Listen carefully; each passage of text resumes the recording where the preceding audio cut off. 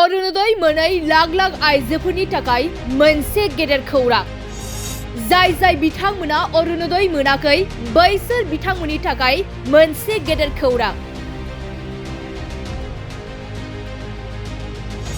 नोंथाङा फैगौ 15 डिसेम्बरखौ गोसोआव लाखि।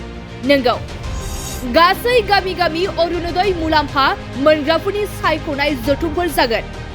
15 डिसेम्बरनिफ्राय 28 डिसेम्बरसिम गामि गामि अरुणोदय मुलाम्फा मोनग्राफोरनि सायख'नाय जथुम एबा मेल जागोन।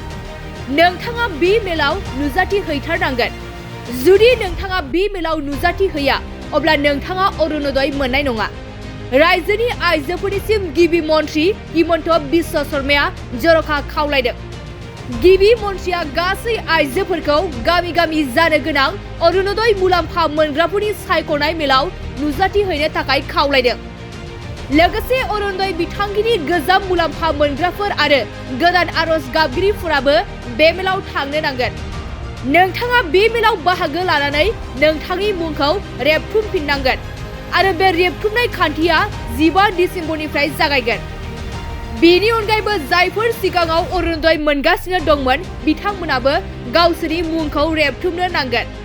जेब्ला सायख'नाय मुंखौ मेलाव सोफानाय जागोन अब्लासो नोंथाङा अरुणोदयखौ मोननो हागोन। जुदि नोंथांनि मुंखौ सोफादेरनाय जाया अब्ला नोंथांनि अरुणोदयखौ दाननो हागौ। बेनिखायनो नोंथाङा बे मेलाव थांनानै गावनि मुंखौ रेबथुमनांगोन।